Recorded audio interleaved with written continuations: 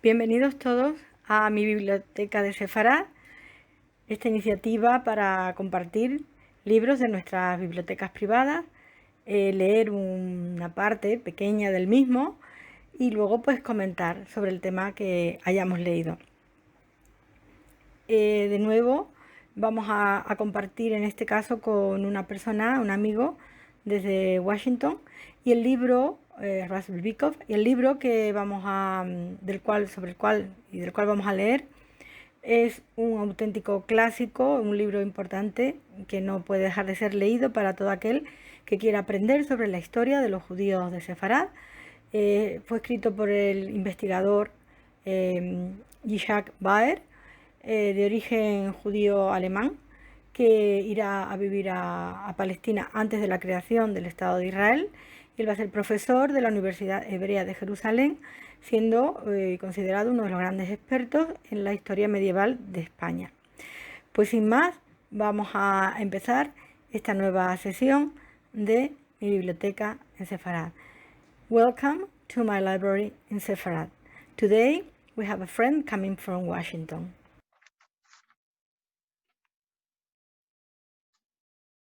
Bueno, pues queridos amigos, buenos días, buenas tardes, buenas noches.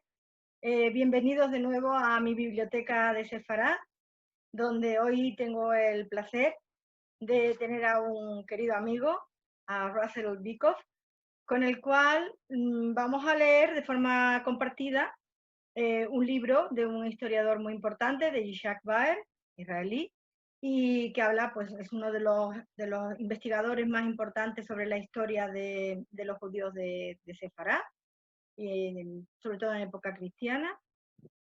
Y bueno, vamos a hacerlo hoy, vamos a hacerlo en español y en inglés, es decir, él va a leer en inglés, puesto que mi amigo Ruth, pues él viene de Washington. Voy a introducir brevemente en español. Él se ha dedicado a la carrera bueno, como abogado, ha sido y es procurador, pero también ha hecho actividades en la carrera diplomática de Estados Unidos. Y yo le conocí hace 5 años, pues una visita que le hace a Sevilla, y la verdad es que su amor por la historia de los judíos de Sevilla y de Sefarad y su interés, aparte de una muy buena sintonía, pues nos ha hecho ser amigos durante 5 años y yo estoy encantada de tenerla aquí desde Washington. Como digo, voy a seguir, pero ya voy a continuar en inglés. Para aquellos que no hablen inglés, lo que haremos es traducir esta sesión de mi biblioteca al español en un futuro próximo. Okay, so I will continue in English now. I welcome to Russell Bikoff to my library. It's really a pleasure for me to have you here, Russ. I think 5 years has been a lot of time, but we have been able to continue being friends, you in Washington and me here in Seville. For the English speaker, just to say that Russell Bikoff has his career in the as attorney and consultant in law, and also diplomatic work curricula.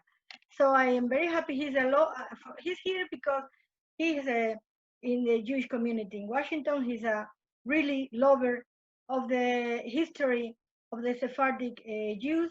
And when he came here to Sevilla, when he came here, I could realize he had a lot of knowledge about the subject.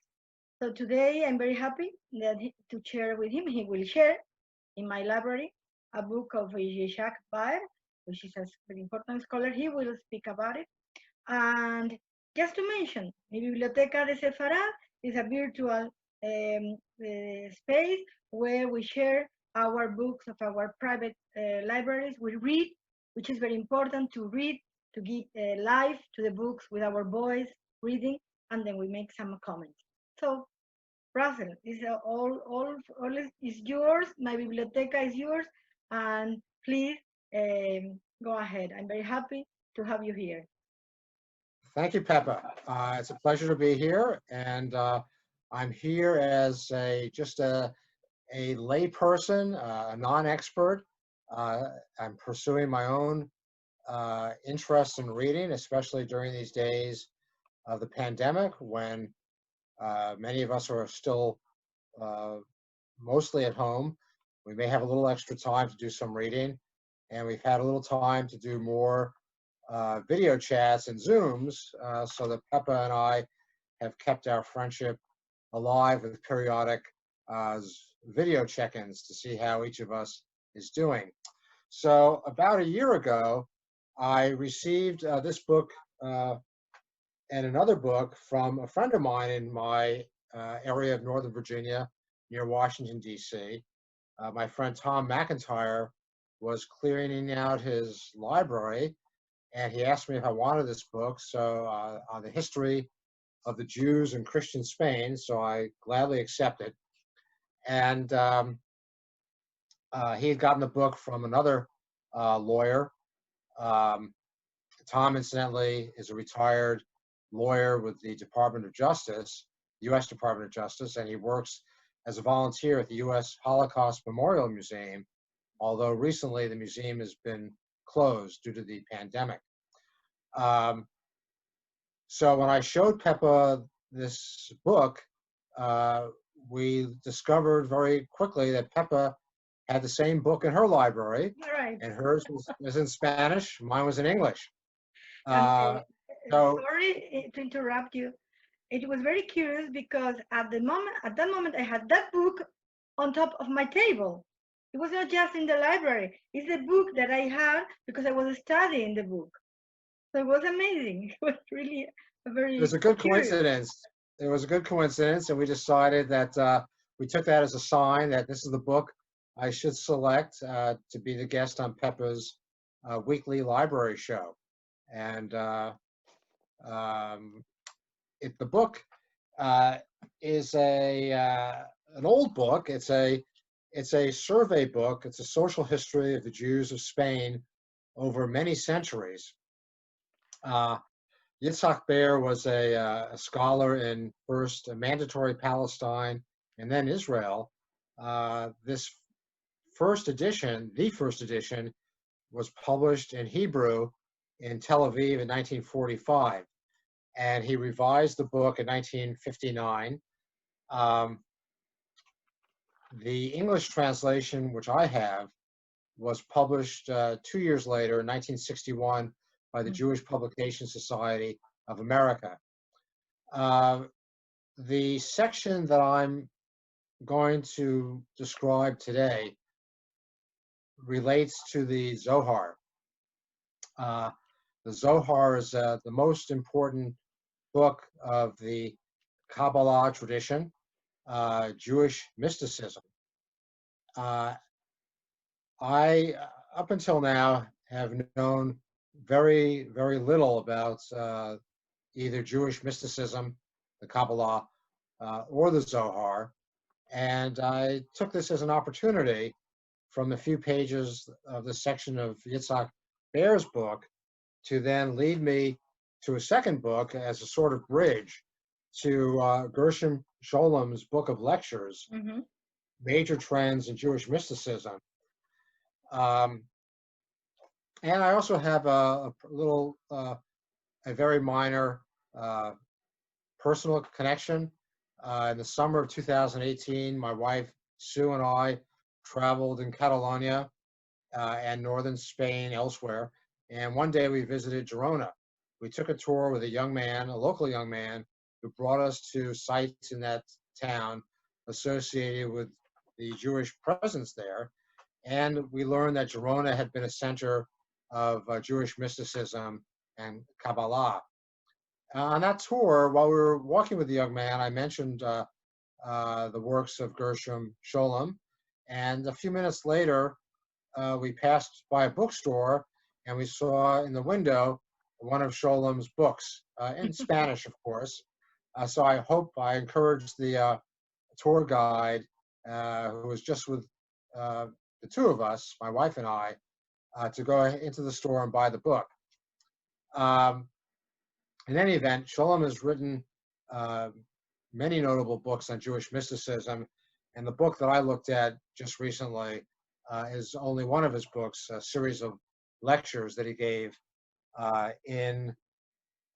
before his death in 1982. But turning back to Baer's book, um, let's focus on a few of the major points that Baer makes before I do a reading of a selection or two. Baer argues or notes that the Zohar um, targets its criticism at Jewish courtiers, people who worked around the king, and the wealthy. Usually they're the same or overlapping groups, on the grounds of their alleged immoral behavior and their lives devoted to seeking and preserving wealth, characterized by a lack of concern for the Jewish poor.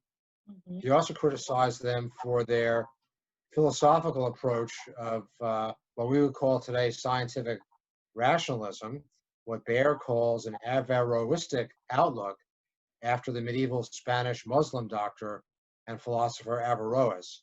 And I also will note Maimonides in this connection, who will come up later in our discussion. Next, the Zohar, according to Baer, is designed as a guide for religious conduct for a wide public, the wide Spanish Jewish public of the 13th and 14th centuries. Through its parables, characters, and stories, although its parables, characters, and stories are drawn from biblical and post-biblical sources, notably the Mishnah and the Talmud, they are connected to the life of the Jewish community in medieval Spain.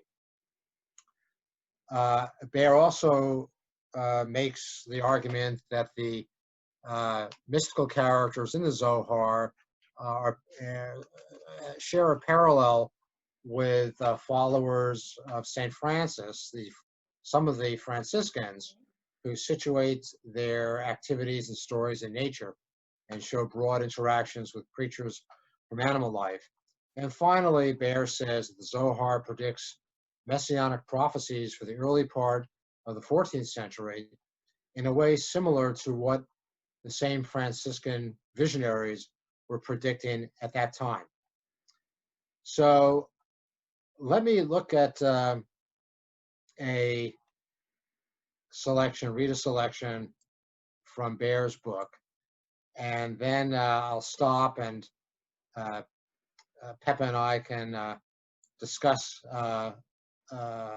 any questions that occur to both of us, and then we'll continue to the extent time permits.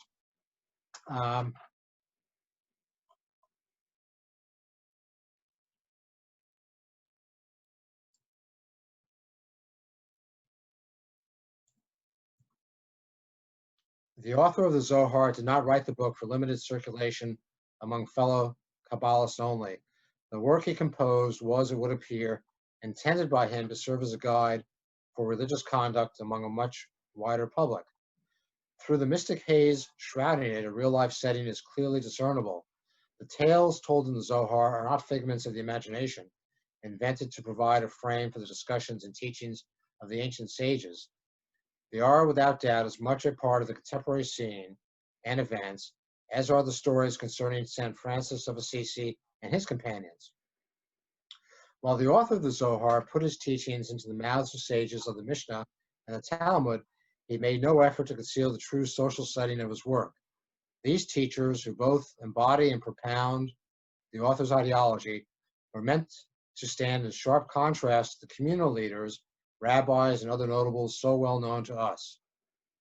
Both the social environment and the way of life of these mystics were different from those of the sages of the Mishnah. That is, I'll interject, sages in the 1st and 2nd and 3rd centuries of the Common Era, after the destruction of the Second Temple in 70 CE. The Kabbalist initiates of the Zohar wander from place to place. They sit down to hold discourse in the shade of a tree in the fields, or in a cave where they seek refuge at night from highwaymen who waylay Jews in order to rob or kill them. They encounter tradesmen and toilers on the road and engage them in conversation. They sometimes obtain a night's lodging in an inn, like traveling merchants or wandering journeymen. At other times, they receive the hospitality of a private home.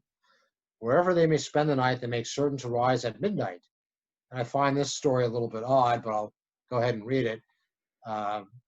In one place, two scholars inquire of their host before retiring to go to sleep whether there is a clock in the village to awaken them precisely at midnight.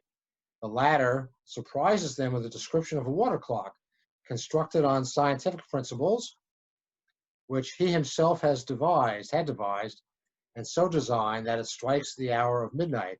In fact, he tells them, this clock had already struck that hour for an old man who stayed with him and who had risen, awakened by the clock, to engage in study at midnight.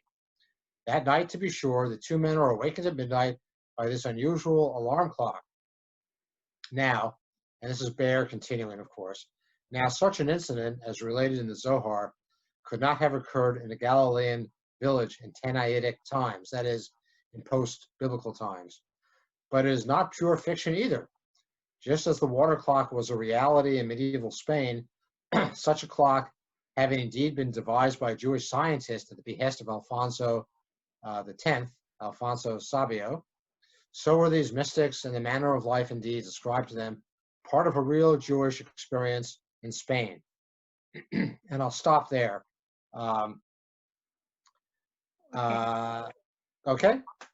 You stop here, and now I will start to read it in Spanish. Okay? Well, sure.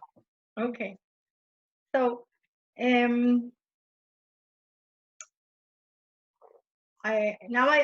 go to Spanish. Lo que vamos lo que yo voy a leer es el libro, el mismo libro que tiene Russell en inglés, pues yo lo tengo en español. No es que yo haya hecho una traducción, es la traducción que hizo José Luis Lacabe, que también es un gran experto en la historia de los judíos, un investigador español, y José Luis Lacabe hizo esta traducción desde el libro de Yizhak Baer, como bien ha dicho Russ, esto fue publicado en Israel. Y bueno, pues yo lo que voy a hacer es leer lo mismo que él ha leído, pero en español. Estamos hablando de un pequeña comentario sobre el Zohar, el libro del Zohar, el libro del esplendor, que como sabemos todos se publica desde en el final del siglo XIII, mediados del siglo XIII, lo escribe Moisés de León. Bueno, él le pone a Moisés de León, dice que quien lo escribe es otro rabino, el rabino Bar Yochai, pero bueno, realmente se sabe que fue el que lo publica, y aunque vivió en Guadalajara y en otras ciudades, pues lo publica desde Ávila, que fue la última ciudad donde él reside. Bueno, pues voy a leer lo que ha leído Russ en inglés.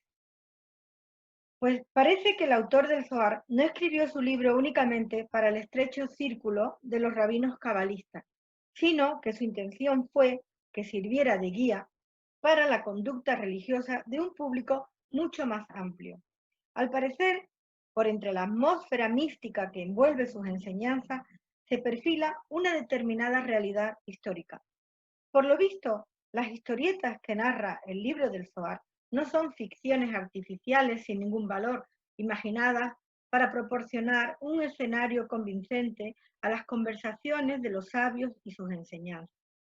Ciertamente pertenecen a la vida real, tanto como las diferentes historietas sobre los hechos de San Francisco y sus compañeros. Al poner sus enseñanzas en la boca de los sabios de la Mishnah y del Talmud, no quiso el autor del Zohar ocultar totalmente su origen y su auténtico marco social. Los predicadores, tan caros a su corazón, se diferencian enormemente de los dirigentes comunales y los rabinos que ya conocemos y los demás notables de las aljamas, cuyas familias ocupaban los puestos importantes desde hacía varias generaciones. Los compañeros místicos del Zohar van de un lugar a otro, se asientan y predican a la sombra de un árbol, en el campo o en la cueva que por la noche les sirve de refugio para ocultarse de los salteadores que roban y asesinan a los judíos. Por los caminos se encuentran con comerciantes y trabajadores y entran en conversación con ellos. Pernoctan en posadas, igual que los comerciantes y artesanos errantes, o se alojan en alguna casa particular. El trasfondo sociológico y la conducta de los sabios de la Mishnah son bastante diferentes del estilo de vida de los cabalistas. Los maestros de la Cábala llevan muy estrictamente la norma de levantarse a medianoche, estén donde estén. Cuenta el Zohar que 2 de ellos preguntaron al acostarse si en la aldea donde se hallaban había un gallo, para que les despertara a medianoche. El dueño de la casa donde se hospedaban les sorprende hablándoles del reloj de agua que él mismo había ideado según los principios de la ciencia y la técnica moderna, reloj en el que entonces se ocupaban los sabios judíos por orden de Alfonso X, y del que ya había gozado un anciano que se había alojado en su casa. Ciertamente, este suceso no habría tenido lugar, como es natural, en la aldea de Tirsá, próxima a Tiberíades, tal como se dice en el Zohar. Pero no todo en él es pura invención. Lo mismo que el reloj de agua formaba parte de la vida auténtica de los judíos españoles, también estos sabios, sus hechos y costumbres existían en la realidad. Okay, I think I have stopped where you left it, Russ. Yes. So, would you like us to make some comments, or would you like to continue with other reading? Please let me know. What would you like? Okay. Well, let's have a discussion based on what I've gleaned from additional readings into the work of Gershom Scholem about Moses de Leon, the author of the Zohar. Moses de Leon lived in the small village of Guadalajara, I gather in Castile, until about 1290, when he and his family became itinerant for, it appears, a number of years, perhaps 5 years, before settling in Avila in the year 1295.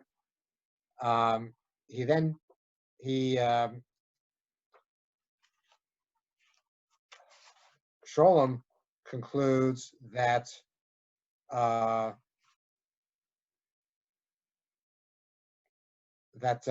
de Leon wrote a forerunner to the Zohar between 1275 and 1280. So that would have been when he was living outside of Avila.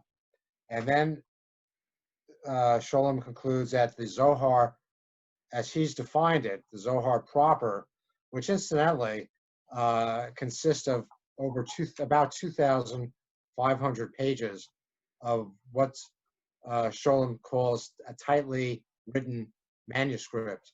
So it's quite long. It's been published in multi-volumes. And de Leon wrote this between the years 1280 and 1286, Scholem estimates.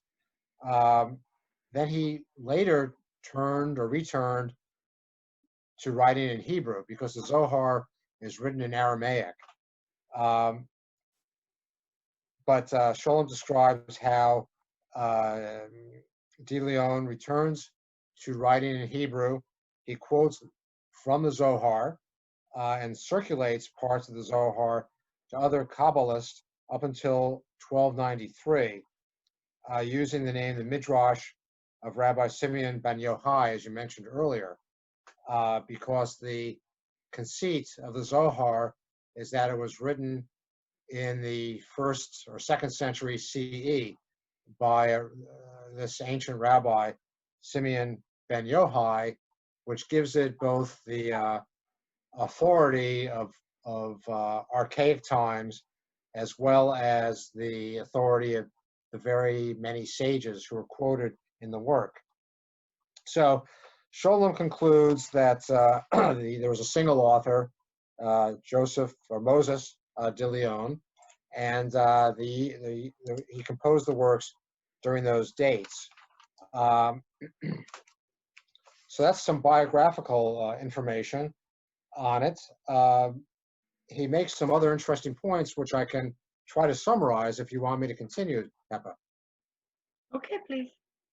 Okay. Well, I would like to add that we are talking for, I know many people know about it, but I would like to stress for people that are not so keen and so familiar with the history of the Jewish people, that the Zohar is considered, or we're talking about the most important, even religious book after in the post-Talmudic time, as these scholars say, that we're talking about a very, very important book that still today is part of the three books that Jewish people are, and they take with them.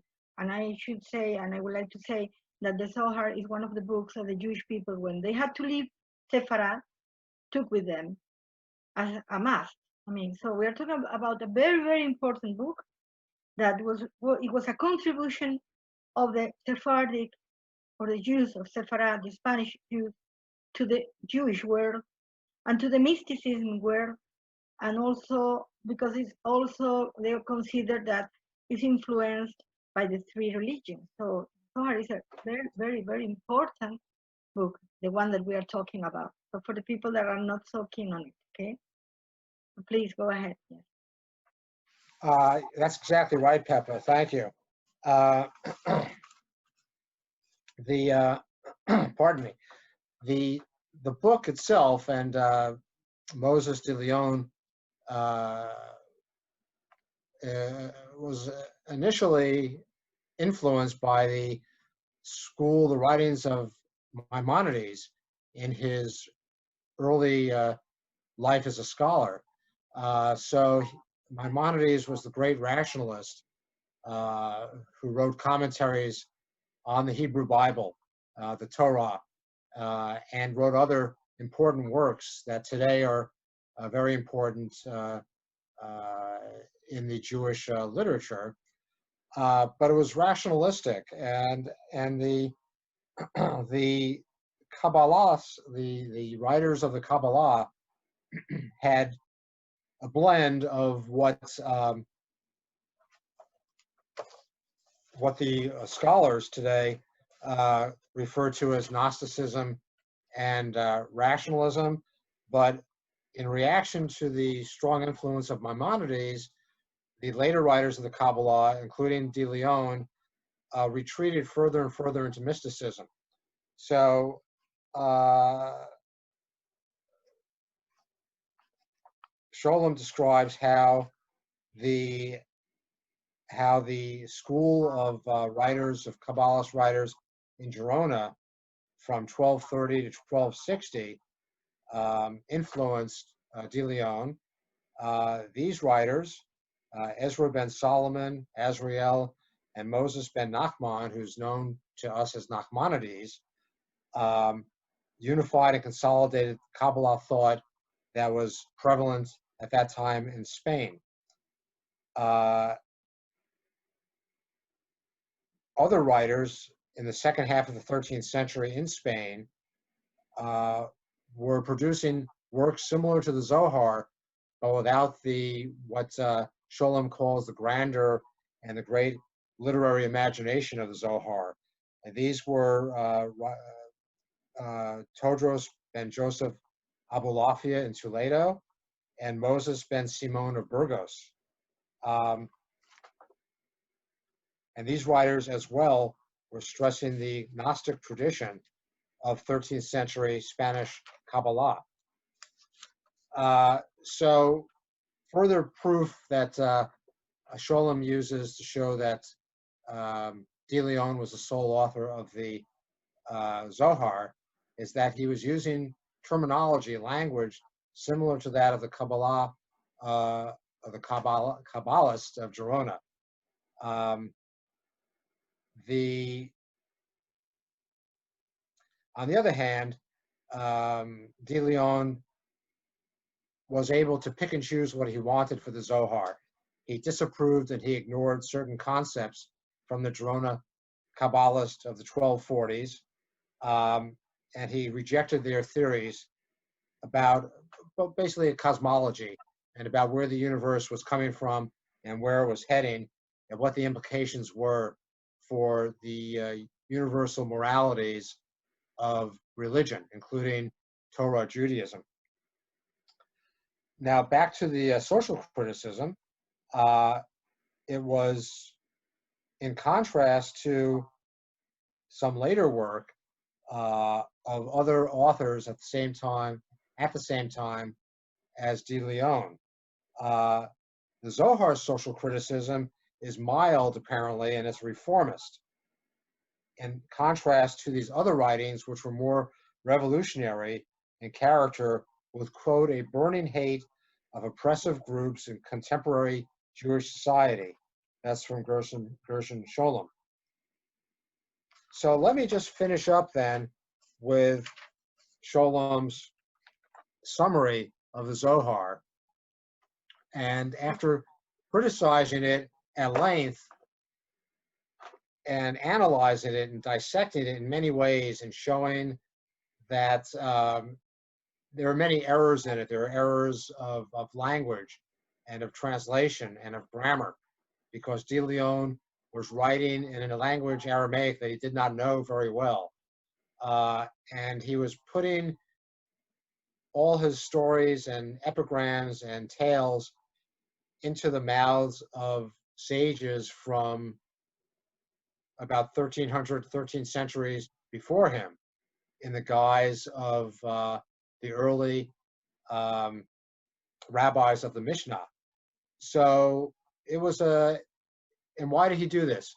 Well, Scholem says he did this to give his work greater authority, because he feared perhaps that other Kabbalists would not have paid any attention to him unless he invoked the authority of the sages of the Midrash.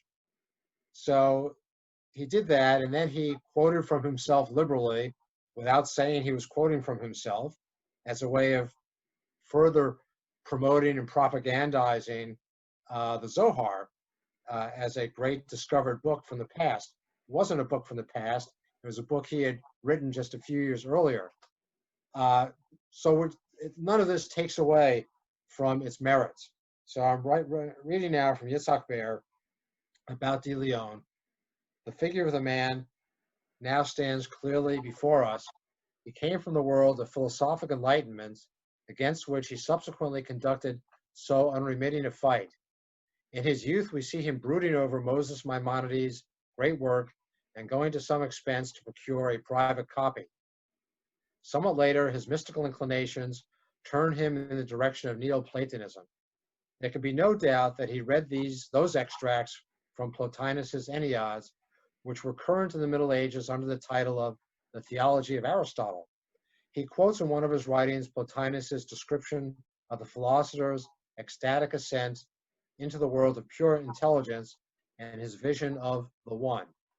But at the same time, he is more and more attracted by the mystical side of Judaism, which appears to him as its true core, and gradually he comes to ponder the mystery of the Godhead as it was presented by the Kabbalistic theosophy of his age. He studies, alters, selects, and develops these ideas and links them with his own thoughts on a mystical theory of morals, thoughts which play so large a part in the Zohar, as well as in all his Hebrew writings. But the theosophist and moralist in whom the genius comes to life has also developed the adventurous side of his being, for it is plain that he embarked on a great adventure in writing and propagating the Midrash HaNeilim and the Zohar, even if one concedes him his great hours of inspiration, as I, for one, am prepared to do. For him, however, there is no paradox in what he did. And I am almost inclined to say he was right. Pseudo-epigraphy is far removed from forgery. The mark of immorality, which is inseparable from falsehood, does not stain it, and for this reason, it has always been admitted as a legitimate category of religious literature of the highest moral order. The historian of religion in particular has no cause to express moral condemnation of the pseudo-epigraphs. The quest for truth knows of adventures that are all its own, and in a vast number of cases has arrayed itself in pseudo-epigraphic garb. The further a man progresses along his own road in the quest for truth, the more he might become convinced that his own road must have already been trodden by others ages before him. To the streak of adventurousness, which was in Moses de Leon, no less than to his genius, we owe one of the most remarkable works of Jewish literature and of the literature of mysticism in general. And that's Gershom Scholem in his lecture on the major trends in Jewish mysticism. Wow, it was very interesting. Very interesting. So I think we were already mentioning before we started with this visit to my library, yes, a mi biblioteca, about there are some issues about the Zohar that makes it. I always try to bring the books to our actual situation somehow. And I would like just to make some comments with you, Russ, because you, after all, I know you are not a scholar expert on the Zohar, but you have been reading it, reading what is mentioned in this book, and I think there are certain things that we can't talk without being afraid of saying anything which is not convenient. And it's also mentioned by Baer. So going back to the book of Baer, he says how Moisés de León was a real critic who made a great criticism to the higher class, upper class of the Jewish community, the rich people, and he was reading in the Zohar how the important thing and God was with the poor people. No, so he made that criticism to that society that was following, as you mentioned, to Maimonides and Averroes. They were the two great philosophers. Maimonides was a Jew and Averroes was a Muslim from the 12th century. That they both they make comments of Aristotle. So they were in that rational philosophy and had a lot of followers. And we're talking of two philosophers of Al-Andalus too, that were going up, as I mentioned before, running and fleeing from the Almohads when they started to come here. So finally, Moisés de León writes with an spiritual approach in order to criticize that way of living the Judaism of these rich and illustrated or educated people in the community that were that approach of or influence of the philosophers in Al-Andalus on one side, in this case Maimonides, and also Averroes.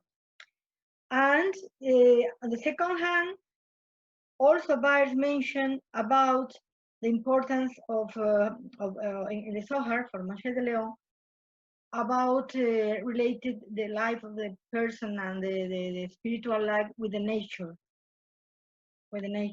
and comparing with San Francisco de Asís, how they were, because the Kabbalists in the story we have read, it is we have read how they stopped in the field under a tree or in a cave. So he was somehow bringing up how important it was to be with the nature, to give the place to nature in our life. So today, I think these two things are very important, no? And they need to get together, to get friends of Mother Nature again, and to take care of the people that now are having or are very bad times because they are not having the essential needs. So what's your opinion about a book written in the 13th century by a Jewish man that was, moving and trying to escape, as many other Jewish people in Sefarad, from, a difficult situation, and he makes this approach? What do you think? Well, I think I think a lot of these themes are universal, and in other words, they affect many or most people in all or nearly all places and in nearly all times.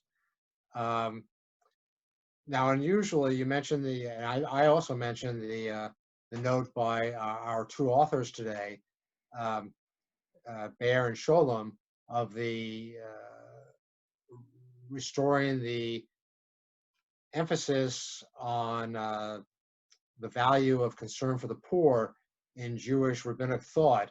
And this was a first, so this was an innovation by Moses de Leon in the Zohar. Um,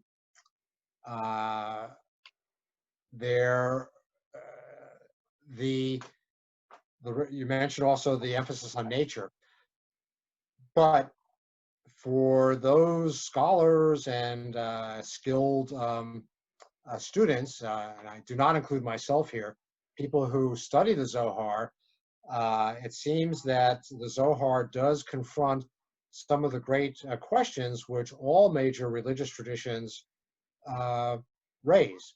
Uh, where does our world come from, and how did it get started? What are the attributes and nature of God? What is God's connection to our world? Um, is there an afterlife? Is there a soul? What happens after we die? What happens to our souls? Uh, what is the nature of evil? Where does evil come from? And why does it exist? So it's nice to know for me that the Zohar uh, does confront all these questions, and probably much of the other Kabbalistic literature does as well. It gives its answers in very mystical terms, which may not readily be understood, may not appeal to us today in our modern minds. Um, and I very much, and I think most of us today in this audience, and I know you, Pepa, we're all secular people, we're all rationalists. We all like to pride ourselves on scientific facts and knowledge. But sadly, one of the other phenomena we've seen during the pandemic is that many people have rejected science. They've rejected a rational response, and maybe they're turning to other sources within themselves, whether it's mysticism or other parts of their irrational being. This is part of human nature. It seems to be part of society. We're seeing it today in our world as we go through this pandemic. Um, so, with that said, maybe my final words will be that even though I've never looked at the Zohar, I may never look at it, and I've only just now read for the first time the works of the great scholar Gershom Scholem in describing the Zohar and other works of Jewish mysticism.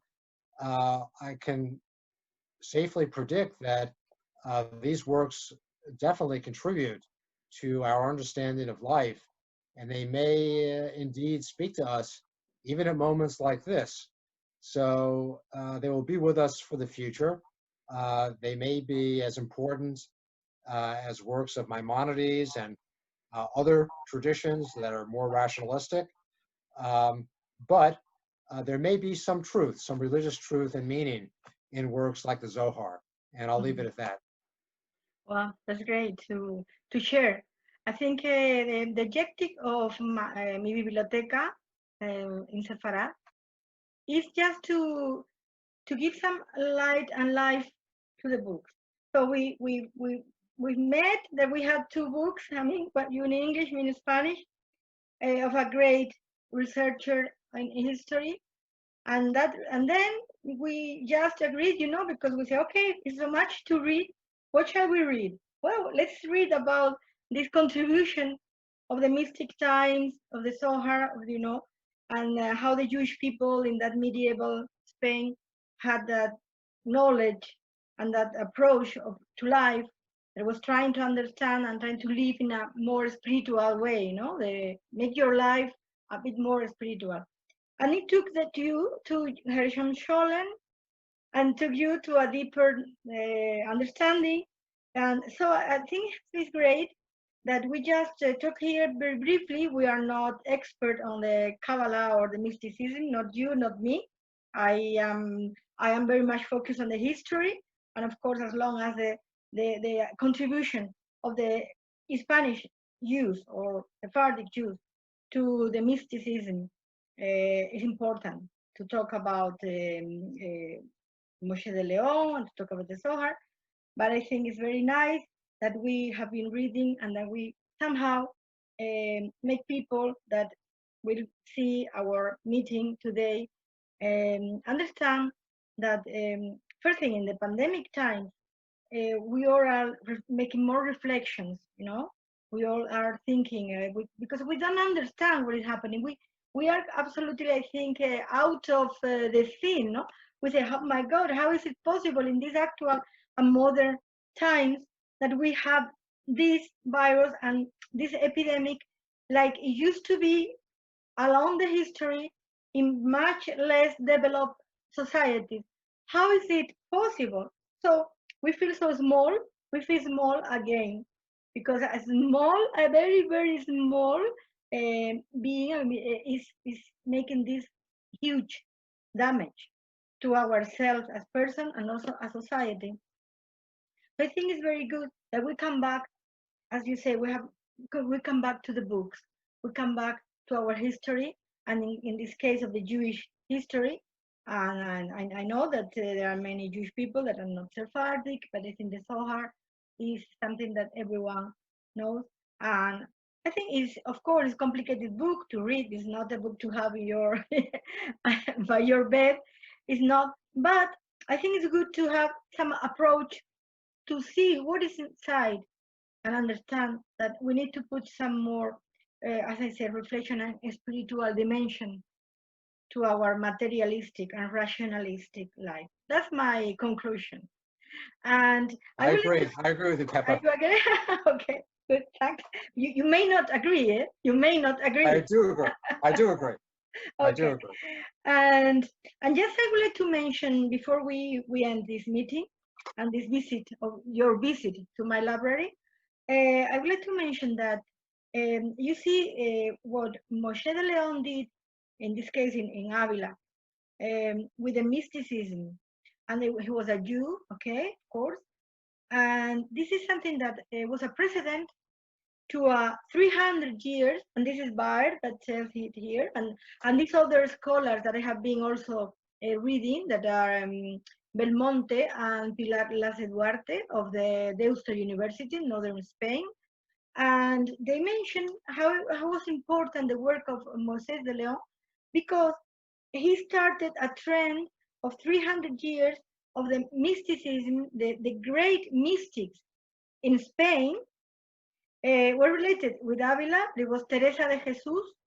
She was the most important doctor in the church. And also Fray Luis de Leon, San Juan de la Cruz. All these were Spanish mystic, the great mystic of the Catholic Church. They all had Jewish roots, you see?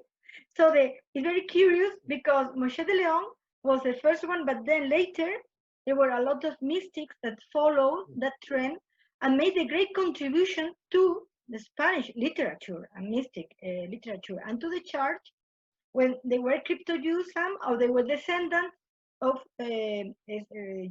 conversos, okay? So imagine how curious and how important was the situation of the Jewish people and the contribution to our heritage and to the life of the even 15th and 16th century in Spain. The great mystics, all the most important, had, or they were Jews, or they came from Jewish families. Curious. So, well, it was a pleasure, Ra. It has been very nice to have you here. I hope we will continue another time with other reading that you would like to share in my library. And it has been really very, very nice and a pleasure to have you here. Thank you, Pepa. It was my pleasure. I appreciate the invitation to join your library. Wow, it was my pleasure too. So thank you. See you soon. And for all the people that will share with us these moments and this reading, I encourage them to continue visiting in what this will be published in YouTube, and I encourage to continue following my biblioteca de Sefarad. Today it has been more in English, but we'll go back to Spanish and we'll do it in different languages. If it might be in my guests are of different language, I will try to translate. Okay, see you soon, and thanks a lot. Bye bye. See you soon. Bye, Pepa. Bye-bye. Bye.